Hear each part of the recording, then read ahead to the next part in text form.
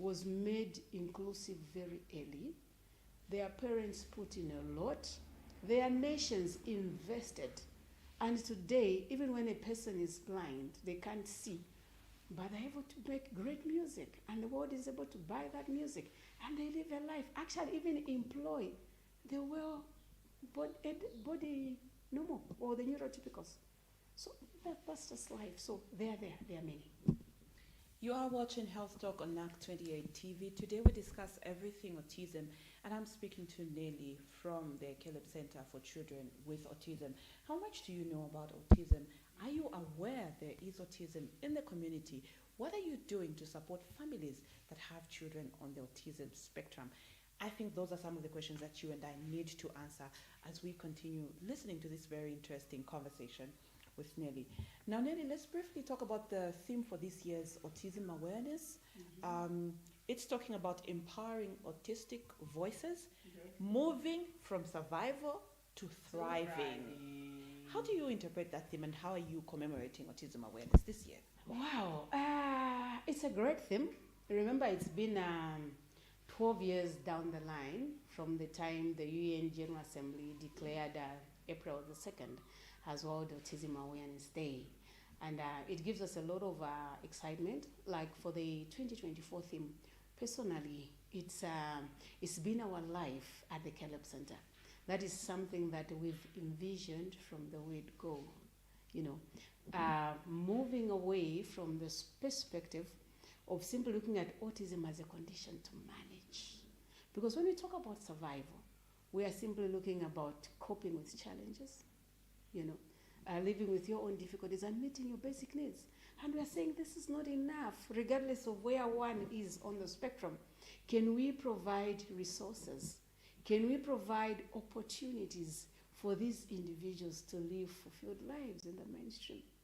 And our call for moving from survival to thriving actually encourages us as a nation, to provide the education that is needed. Should I call it academics? I think the academics that is needed for these individuals. Give us the tools that will enable them to flourish. Give us the social connection that will give them job opportunities. That will give them that boost to actually engage on a greater scale in our communities. Let us engage with them. So instead of us just looking at it as, wow, this is a condition that we can simply manage and put a blind eye like it's not there, let's open up our doors. Let's invest in these lives.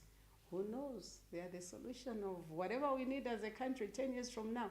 We'll be able to look back and become so proud, because these brains, trust me, we need them in our communities.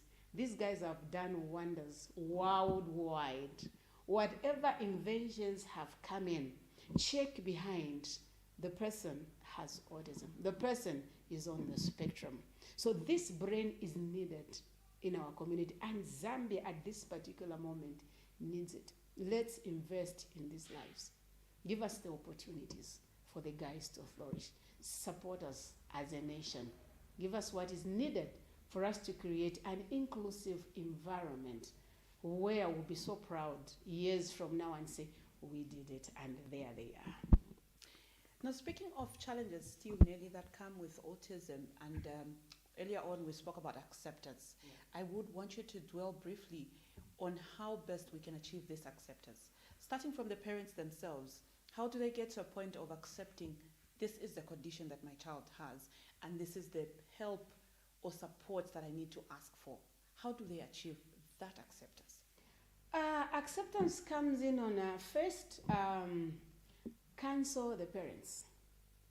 Because once a parent has a different child, we are used to the neurotypical children. And every time you move, you're asked questions, why is your child behaving like this? You are trying to move, you are on a more, enjoying yourself with your family, and your child keeps touching people. Touch, or maybe stopping, looking, the lights, and sometimes they would actually close their ears, others would walk on their tiptoes. And for the neurotypical person, that's very difficult to understand. And they'll ask you, why is your child behaving like this? So because of the way society has been conditioned to look at people, it also becomes very difficult for the parents themselves to accept that my child has different abilities. So what do? Leave the child at home so that you avoid all the embarrassing questions that society will give you. You avoid all the frustrating looks that people will give you. So cancel the parent, okay? Assure them that regardless of the difference, the blood that moves in the veins of this child is as red as what moves in your veins. And the fact that you are a Zambian with rights, this child also is a Zambian with the same rights. And that something good and better can come out of the child, regardless of what your two eyes are able to see right now. All we need is a great environment. Introduce this parent to other parents that have got similar cases. So now you form support groups. So that if Nelly today is crying because this is what Caleb has made her go through, she can pick a call and say, patience, my energy levels are so low. Because you've traveled, you've been on the same trip, you'll be able to encourage me. And the strategies that have worked for you, you can actually share with me. And I can implement them on my son. So counseling the parents, introducing them to support groups is very important. Then also having workshops with them. Support groups are not enough. We have information workshops with them where these parents are actually taught what they are supposed to do in a home environment in case you have a crisis, and how you need to continue engaging the mind of the child, what tools you need. Counsel also the siblings, because the siblings are also a support system to this child. I'll give you an example of Caleb used to pinch a lot because he needed to balance his touch sense. So he would actually peel off our skins because if there's nothing nearby to pinch, he will be on you. And you don't want that behavior because pinching is very painful, regardless of who it is being done to. So the siblings also did not want him nearby because of those bad manners, in brackets. Not to talk of when they receive their friends, they'll actually say, lock him up in mommy's bedroom so that we can have a time with him, our friends, because they'll actually come here and they'll be picking on everybody. So the siblings also need some counseling. They also need information on how they are just supposed to love this individual and support him so that those behaviors that are termed as bad can actually diminish if there's such a thing. And apart from that, as these children are growing, remember we say at the Caleb Center, by that time Caleb was 7. Today we're talking about Caleb at 16 years, meaning that he's grown. He's transitioned from childhood to a good teenager, you know. And introduce skills. If a child cannot go through the academic pathway, introduce skills. And these are the skills that will enable this child to live his life independently. Who wants to continue birthing a 16-year-old? Nobody wants. So introduce those kind of skills. Also introduce skills to them according to what they love.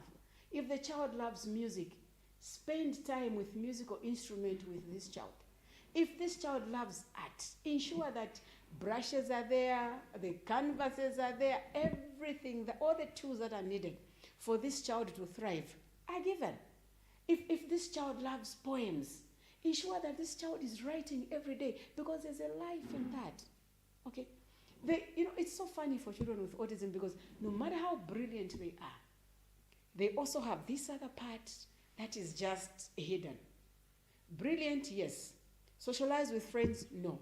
Keep a relationship, no. In a workplace, I'm on my own. What I do is right. You don't disturb my schedule. So introduce flexible schedules, and also as support systems, whether in workplaces, in schools, be open-minded. Like if today he doesn't want to mingle, leave it alone. Let him be or let her be. Tomorrow is another day. Things will be better. If there are people that can access maybe medication for anxiety, encourage them to go to the hospitals and get those medications. So you find that as we are doing all this, we are engaging them in our communities. We are introducing the skills. We are training their parents. We are training them themselves. We also make their own social groups because remember, these guys are growing. So they are transitioning. Also at the transition period, put them together as a group. Let them talk about their interests. Let them talk about what they love.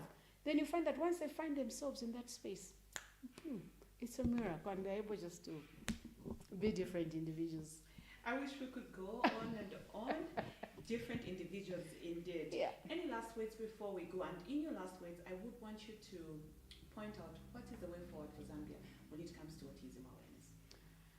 The way forward for Zambia when it